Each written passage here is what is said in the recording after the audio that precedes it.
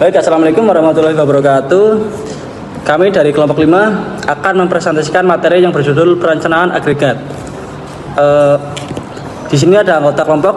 Yang pertama itu ada Dewi Fatia, kedua itu Frista Wahyu Haryani, yang ketiga Ridho Mahmud, yang keempat Safira Salma, yang kelima Sofiatul Lafidah, yang keenam Tegar Dwi Kinarlin.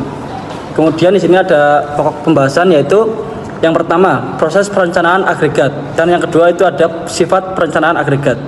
Kelompok kami mengambil definisi perencanaan agregat dari dua para ahli. Yang pertama itu menurut Febrianti dan Rani tahun 2019. Jadi perencanaan agregat itu merupakan kegiatan operasional jangka menengah yang memberikan tingkat output agar sesuai dengan permintaan di masa yang akan mendatang. Nah, selanjutnya itu menurut Reid pada tahun 2019.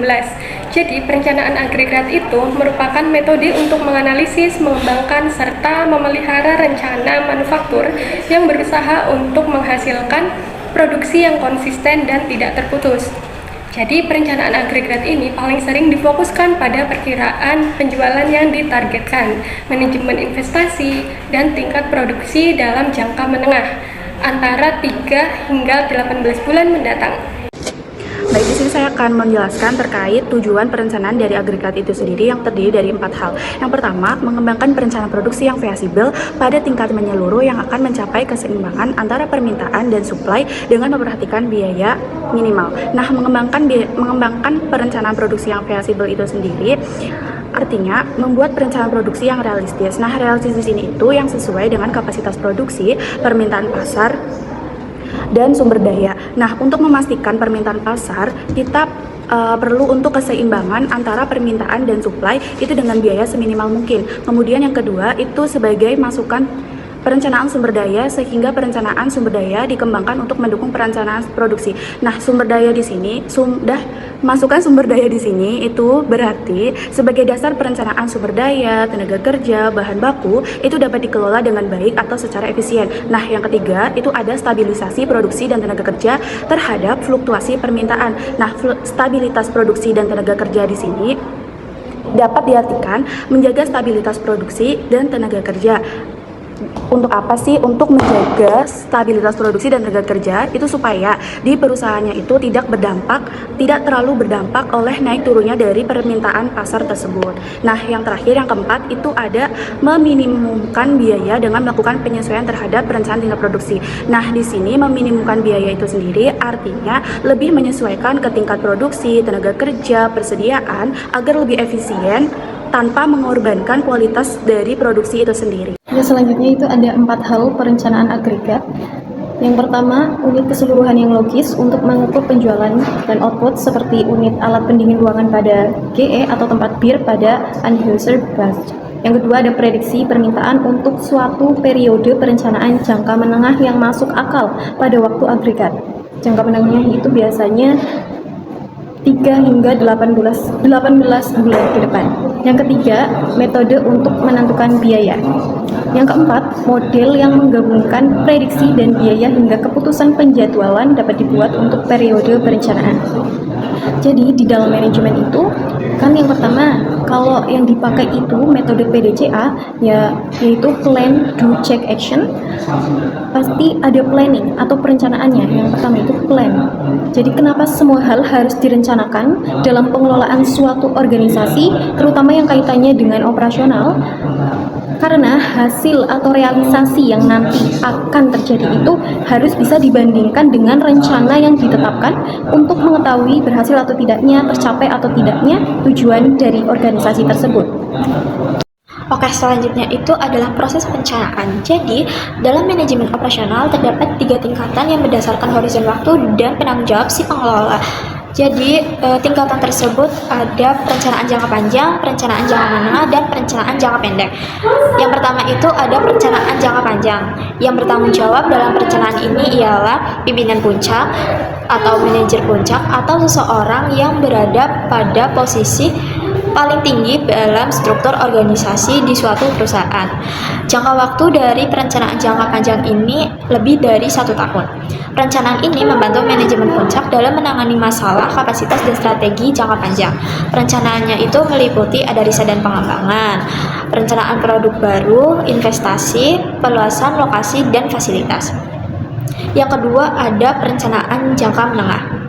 Yang bertanggung jawab pada perencanaan ini ialah manajer operasi dengan jangka waktu 3 bulan hingga 18 bulan. Perencanaan ini dimulai setelah keputusan, kapasitas, dan perencanaan jangka panjang itu ditetapkan. Fokus utama dalam perencanaan jangka menengah ini menyusun rencana produksi agregat. Dalam perencanaan jangka menengah, manajer operasi ini bertugas untuk menyelaraskan sumber daya yang sudah dialokasikan oleh keputusan strategis yang dilakukan sebelumnya. Perencanaan dalam jangka menengah ini meliputi perencanaan penjualan, perencanaan produksi, perencanaan anggaran, menetapkan pekerjaan, persediaan, dan tingkat subkontak, dan menganalisis rencana produksi. Yang ketiga itu ada perencanaan jangka pendek. Jadi perencanaan jangka pendek ini ditanggung-jawabi oleh manajer operasi, penyelia, ataupun mandor. Dengan jangka waktunya itu kurang dari 3 bulan. Perencanaan ini dilakukan untuk menguraikan rencana jangka menengah ke dalam penjadwalan yang lebih detail, meliputi penugasan, penjadwalan, pengiriman, pemesanan, terus ada waktu lembur, dan bantuan tenaga per waktu. Nah, kesimpulannya, jadi perencanaan agregat itu termasuk dalam tingkatan perencanaan jangka menengah, karena perencanaan agregat ini berfungsi sebagai penghubung antara perencanaan jangka pendek dan perencanaan jangka panjang. Tujuannya untuk mengatur kapasitas produksi dan mengalokasikan sumber daya serta menyesuaikan tenaga kerja yang dibutuhkan dalam suatu perusahaan tertentu. Selanjutnya ada sifat perencanaan agregat. Yang pertama itu ada perencanaan agregat, itu merupakan suatu penghubung antara perencanaan harian atau penjadwalan dengan perencanaan jangka panjang. Jadi misalkan suatu perusahaan manufaktur itu enggak hanya membuat jadwal itu produksi itu untuk 1 hari, tetapi mereka tuh mempertimbangkan bagaimana produksi itu berjalan dalam beberapa bulan ataupun beberapa tahun ke depan. Yang selanjutnya itu ada dalam lingkup industri, pertimbangan perencanaan agregat itu mencakup yang pertama ada persediaan, jadi kayak ketersediaan bahan baku dan stok barang jadi. Yang selanjutnya itu ada penjadwalan, jadi kayak waktu produksi yang optimal agar efisien. Yang selanjutnya ada kapasitas. Nah, kapasitas itu kemampuan produksi ataupun tenaga kerja ataupun mesin. Yang selanjutnya ada sumber daya. Nah, sumber daya itu kayak material, tenaga kerja, dan juga teknologi. Selanjutnya ada tingkat permintaan agregat terdiri dari 1 atau beberapa produk. Contohnya, misalkan perusahaan pakaian itu akan merencanakan jumlah total produksi kaos itu bukan secara spesifik berdasarkan warnanya saja ataupun berdasarkan ukurannya saja. Baik, kemudian itu permintaan bersifat berfluktuatif, tidak pasti atau musiman. Jadi perusahaan itu harus mempertimbangkan beberapa faktor seperti faktor tren pasar, faktor permintaan konsumen, permintaan pelanggan, dan juga faktor ketidakpastian. Selanjutnya itu fasilitas produksi dianggap tetap. Dalam perencanaan agregat ini, kapasitas produksi dianggap tetap dalam periode tertentu, sehingga tidak ada ekspansi yang mendadak dalam jangka yang pendek. Kemudian itu fokus pada perencanaan agregat dalam produksi. Jadi perencanaan agregat ini tidak membedakan jenis produksi secara rinci. Misalnya dalam perusahaan otomotif, perencanaan hanya memperhitungkan total jumlah mobil yang diproduksi tanpa memisahkan jenis mobil, warna mobil, ataupun fitur-fitur lainnya. Kali ini saya akan mereview jurnal nasional dengan judul Analisis Aktivitas Operasional dan juga Perencanaan Agregat pada Perusahaan Apple Inc. Jurnal ini dari Jurnal Bina Manajemen, volume dan halaman 11, volume 11 nomor 2, halaman 297 sampai 308. Untuk tahun terbitnya itu tahun 2023 dengan tim penulis Fendi Joandra, Yulianti, Tony Wok, Joven Konetti, Jongestu, Albert Enoch Tamberius. Nah, untuk tujuannya itu ada menganalisis aktivitas operasional dan juga perencanaan agregat Apple Inc. Untuk yang selanjutnya ada latar belakang, jadi manajemen operasional ini penting bagi perusahaan terutama di era globalisasi. Nah, Apple itu menghadapi tantangan rantai pasok, persediaan dan juga tenaga kerja selama pandemi. Nah, penelitian ini itu membahas strategi Apple dalam mengelola operasional sebelum sebelum, selama, dan setelah pandemi. Nah, selanjutnya ada metode penelitian. Nah, untuk metode penelitian ini menggunakan metode kualitatif ya, dan diperoleh datanya itu dari jurnal dan laporan arus kas operasional Apple pada tahun 2019 sampai 2022. Nah, selanjutnya di sini ada hasil penelitian. Hasil penelitian itu sendiri, strategi produksinya, Apple menggunakan proses repetitif fokus untuk efisiensi. Manajemen rantai pasoknya itu memiliki 785 yang tertera pada jurnal dan pemasoknya itu di 31 negara untuk menjaga stabilitas produksinya. Kemudian yang ketiga itu manajemen inventaris, sistem PO atau pre-order untuk prediksi permintaan yang lebih akurat. Kemudian distribusi global itu produk tersedia di lebih dari 80 negara baik secara fisik maupun digital. Kemudian untuk kesimpulannya itu sendiri, Apple sukses menghadapi tantangan operasionalnya, terutama saat keadaan pandemi atau COVID. Nah, manajemen rantai pasoknya dan perencanaan agregatnya yang kuat itu membuat keberhasilan perusahaan Apple itu sendiri. Nah, sarannya Apple harus terus berinovasi, menjaga kualitas dan meningkatkan loyalitas untuk pelanggan. Saya akan mereview jurnal internasional.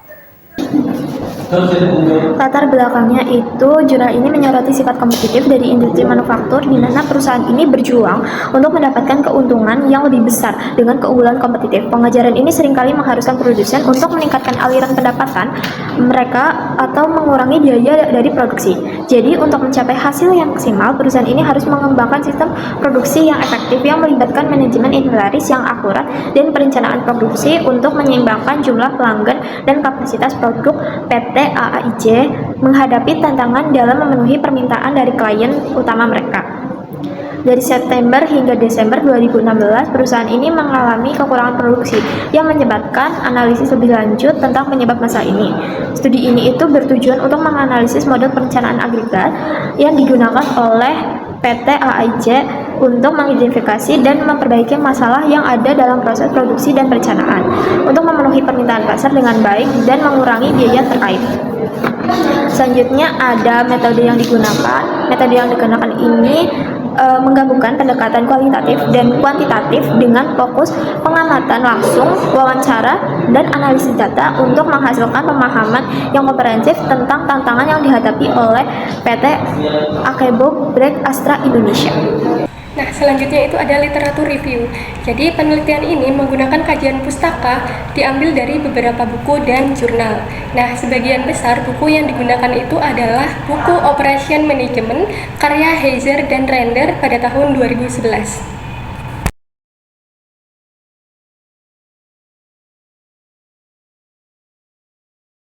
Nah, selanjutnya itu ada study teori atau kajian teori. Jadi, definisi perencanaan agregat dan tujuan utamanya itu dalam konteks perusahaan manufaktur dan menjelaskan bagaimana perencanaan ini bertujuan untuk memenuhi atau mencocokkan permintaan pelanggan dengan kapasitas produksi dan model perencanaan agregat apa saja yang dapat atau bisa digunakan.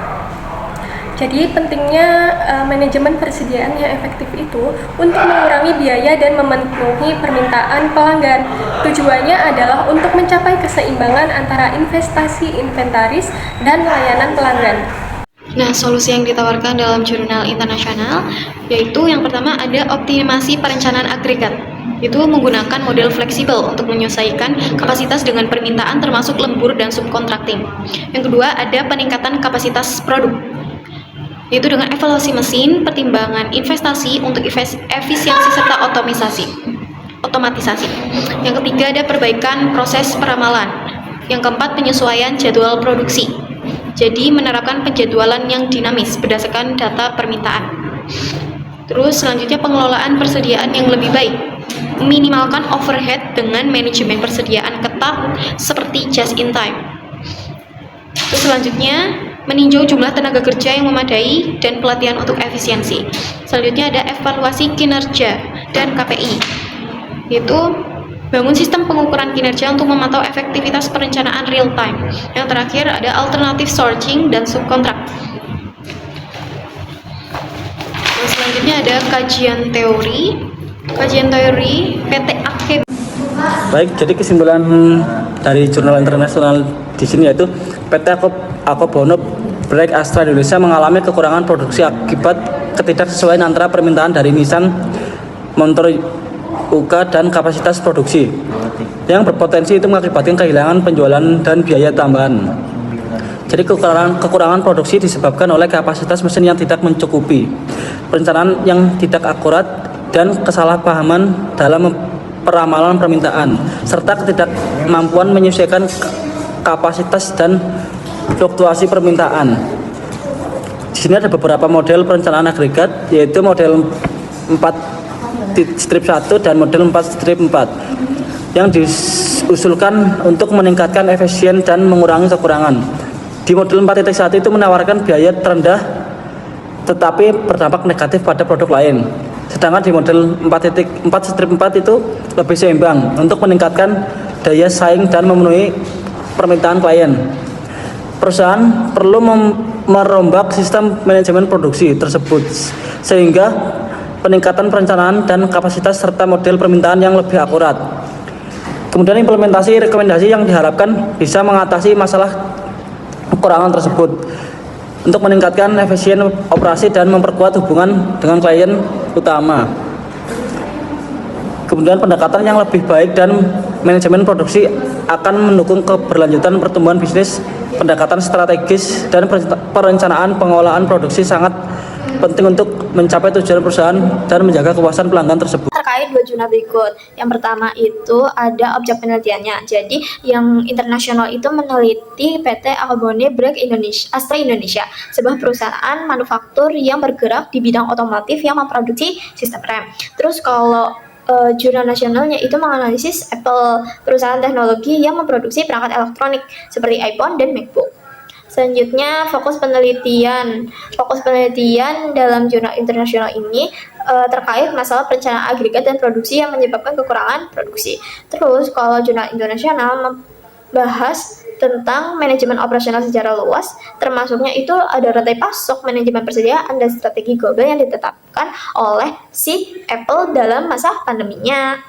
Terus tantangan yang dihadapinya dalam PT Akebono atau pada jurnal internasional itu mengalami kekurangan produksi, jadi ketidaksesuaian antara kapasitas dan permintaan, serta keterbatasan dari kapasitas si mesinnya. Selanjutnya, dalam PT Apple sendiri menghadapi gangguan rantai pasok selama pandemi, tetapi berhasil mengatasinya dengan jaringan pemasok yang luas serta strategi pre-order. Ada metode penelitian yang digunakan itu dalam jurnal internasional menggunakan metode kualitatif dan kuantitatif.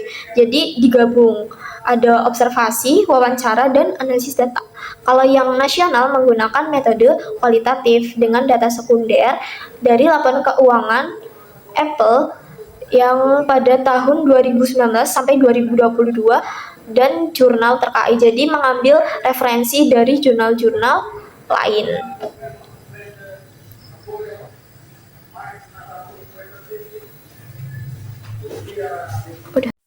Nah, selanjutnya ada persamaan antara kedua jurnal. Yang pertama itu ada fokus pada perencanaan agregat. Nah, kedua jurnal itu tuh penting banget membahas pentingnya itu perencanaan agregat dalam meningkatkan efisiensi produksi. Terus juga misalkan PT Akebono itu menghadapi kekurangan produksi. Nah, sedangkan Apple itu menghadapi tantangan rantai pasok selama pandemi. Untuk selanjutnya itu ada pendekatan strategis dalam produksi. Nah, PT Akebono itu menggunakan berbagai model perencanaan agregat untuk kayak misalkan mengoptimalkan produksi. Nah, sedangkan Apple itu menerapkan strategi repetitif kayak fokus untuk menjaga konsistensi dan efisiensi produksi. Nah, selanjutnya itu ada analisis tantangan produksi. Nah, PT Akebono itu mengalami kayak ketidakseimbangan kapasitas dan juga permintaan. Nah, hal ini itu menyebabkan keterlambatan dari produksinya. Nah, sedangkan untuk Apple itu menghadapi gangguan rantai pasoknya akibat pandemi itu sendiri, tetapi mereka itu mampu menyesuaikan diri dengan strategi pemasok yang kuat. Nah, selanjutnya ada pentingnya manajemen rantai pasok. Nah, PT Akebono itu dan Apple itu sama-sama mengandalkan pengelolaan dari rantai pasok itu sendiri. Nah, untuk tadi memenuhi kebutuhan produksinya. Nah, Apple memiliki sekitar 785 pemasok global. Sementara itu dari PT Akebono itu mereka tuh harus mencari solusi alternatif untuk meningkatkan kapasitas produksinya tentunya. Terus selanjutnya itu ada dampak efisiensi terhadap daya saing. Nah, dari kedua jurnal itu sangat menekankan bahwasanya efisiensi dalam perencanaan agregat itu dan juga operasional itu sangat berpengaruh tentunya terhadap daya saing bagi perusahaan itu sendiri. Nah, sedangkan PT Akebono itu berusaha memperbaiki sistem manajemen produksi agar ya tetap kompetitif, dan juga sementara dari Apple sendiri itu mereka tuh berusaha berinovasi dalam manajemen rantai pasoknya sendiri. Nah, selanjutnya dari manajemen penelitian berbasis datanya itu kedua jurnal itu menggunakan data sekunder dan juga analisis mendalam untuk menarik kesimpulan.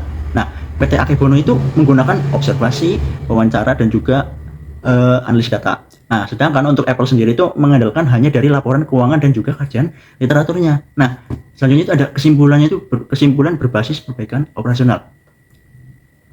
Nah, kesimpulan berbasis perbaikan operasional. Nah, PT Akebono itu harus memperbaiki perencanaan agregatnya dan juga kapasitas produksinya itu, yaitu tadi guna untuk menghindari kekurangan produksinya. Nah, selanjutnya dari Apple sendiri itu mereka itu harus meningkatkan inovasi dan juga